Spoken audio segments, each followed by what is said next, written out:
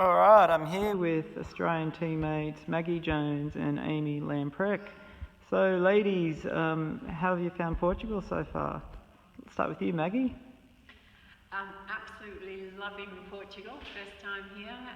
The weather has been fantastic, sunny, around 30 degrees today. The buildings are, the architecture is beautiful. Those little cobbled streets, etc. It's loving it. Yeah. Amy, how have you? What's your first impressions of? Yeah, it's warm. It's really warm. We're not used to that, but other than that, it's pretty. The buildings are amazing. We can't get over the detail. Yeah. The buildings, which is nice. So Amy's alluded to that she's from Tasmania. So tell us a little bit about the Amy Lamprecht story. Not many people may know much about your background in running, and so how long have you been, seriously trail running for, and what's some of your best results to date? I haven't been trail running all that long. Probably about, I think, 9 years ago I started triathlon. Mm-hmm. Trail running maybe 5 years ago. So I haven't done a lot throughout Australia. I mean, I've done everything that's in Tasmania to do over and over repeatedly. Yeah. UTA this year, that was my second attempt. I did it one other year, but I didn't finish. I had a broken foot. And you were third, were you? Fourth. Okay. UTA. Buffalo Stampede, done that twice. Second this year. Mm-hmm.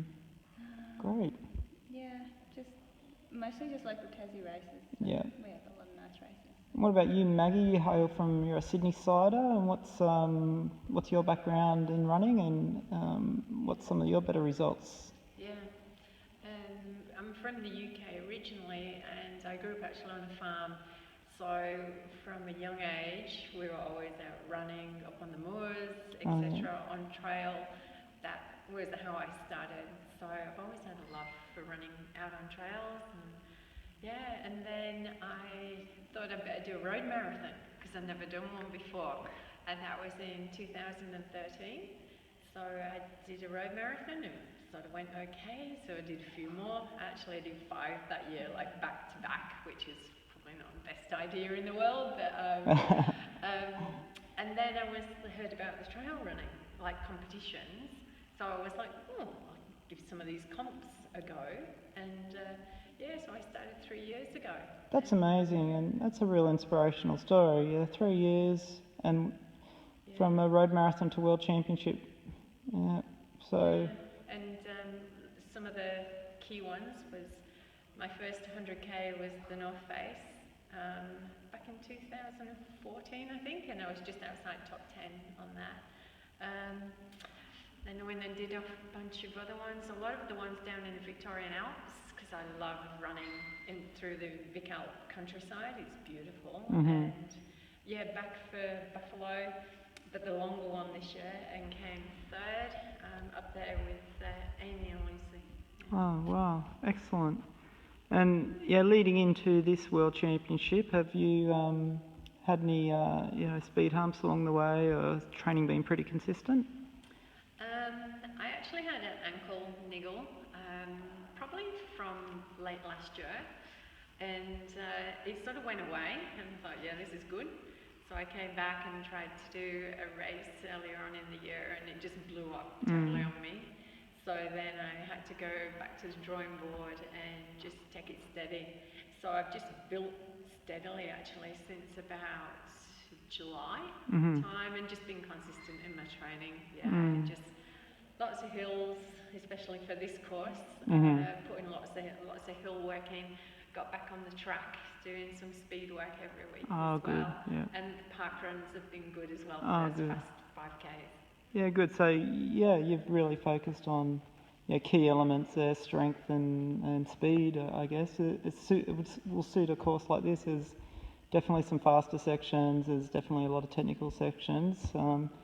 Amy, what about yourself? Have you had a training focus leading into this event that's altered from your usual plan, or has it just been business as usual type work? Yeah, for this one, because I do have a bit of a hip problem, that means that sometimes I can train and sometimes I can't. So I've just kind of I do what I can. Flat running is not so good, or hasn't been so good, so I don't do a lot of speed work, but I do a lot of hill climbing, a lot of technical running. So I've sort of focused more on that than anything else. And also strength work. So, you know, bike riding, swimming, I do a lot of cross training. Yeah, I noticed you have a, you know, quite a muscular physique, if I can say that. Definitely compared to a lot of the other kind of runners that we see around at the moment. Do you focus a lot on that kind of cross training? Not a lot, but it's probably genetically, it's just kind of my build. So regardless of what I do, that's how I'm built. But I do a lot of swimming, which probably contributes to the upper body a little bit, I guess. But bike riding also has led to, I suppose, the muscular lower body. Yeah, and actually that triggers a change that I did make this year as well, was doing CrossFit. So I started doing heaps more CrossFit than I'd ever done before, and yoga as well, the whole Bikram yoga as well. I've put that in there like a couple of times a week, and I think that's made a really big difference for strength. I used Bikram when I was really quite injured to get just a bit of flexibility back in the muscles. Yeah. That's great. So, either of you coached by anyone, or do you self-coach? Currently self-coach, sort of just get snippets from here and there from people, ask questions, you know, get advice, but no. And I guess you have your partner John, who's quite an experienced ultra runner himself, to throw ideas around with, and things like that. I'm not opposed to asking anyone, you know, questions, getting different opinions, and then you know, kind of throwing my. What about you, Maggie? Yeah, I'm self-coached. Yeah. For the same thing, I hook up with other experienced runners, and Beth lives in Sydney, really close to me, so we did a few long runs leading up to this, and she was training for another race. So yeah, I think it's about, I listen to a lot of podcasts as well from ultra runners, and I pick up lots of tips there from people, and they're interviewing runners that are winning over here in Europe, so there's usually always things you can pick up from them. Yeah, so that's one side of having, you know, a coach, or is getting the information and the advice. But, you know, who do you two speak to, you know, just get your head right? You know, that person that just settles you down, or can just say that magic couple of words that will calm you down when you need to be calmed down. Or, is that your partner, Maggie, or No, it's usually other running friends I'm quite close to. Yeah. And if this thing's happening, I'll just bounce it off them and see what they say, and they give usually really good advice, because they're usually training at a high level as well, and they've often been through what you've been through, so they can give you some good advice. Cool. So this Saturday, the course is 85 kilometres, 4.5 to 5,000 metres, depending on who you ask. Metres of gain. You know, is that your kind of sweet spot, or is it a bit longer than you're used to, or, you know, what's your thoughts on that, Amy? Yeah, I mean, I like the sound of the distance. The course sounds nice. I mean, the only thing that kind of gets me is it's going to be dark for quite a while, so that worries me a bit. But I think other than that, the course sounds, I mean, it just sounds great. So I think it's my kind of, I like undulating up and down. I really like down. And I'm not too bad on technical.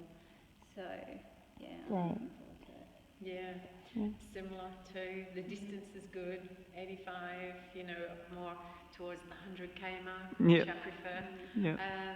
And technical. I love technical courses as well, so I'm looking forward to that. And it sounds like it's got river crossings. Yeah. Oh yeah. Yeah. That'll be good. Yeah. And what's on your feet on race day? What were you wearing? Shoes. Yeah. You want to do a shout out for any particular brand, or? No.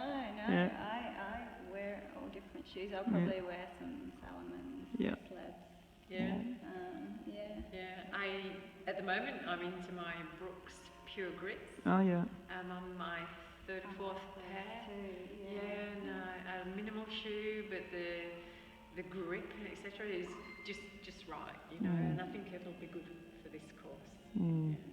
And any final words you want to say to anyone at home sitting back and going, "Oh, I'd love to make the Australian trail running team one day"? You know, you two have, you know, paved the way, I guess. Any words of encouragement you want to send back home? Yeah. I think if I can, that pretty much anyone can. Yeah. Yeah, exactly. And it's just, just keep doing what you're doing. You know, so focus is a good one. Yeah, and enjoy it. Just keep enjoying running. It's got to be fun. If it's not fun, you know. And I think the results will come after, right? If you enjoy it, the rest will come And at after the end of the itself. day, the results come from the enjoyment, don't they? So it doesn't actually matter where you finish, so long you've enjoyed it and you know, got out of it what you want. So. Great. Well, thanks very much, Maggie. Thanks very much, Amy. I really look forward to seeing how you two race on Saturday, and you know, I'm sure you'll do Australia proud, and look forward to seeing you in the Aussie singlets again one day as well. Thank you.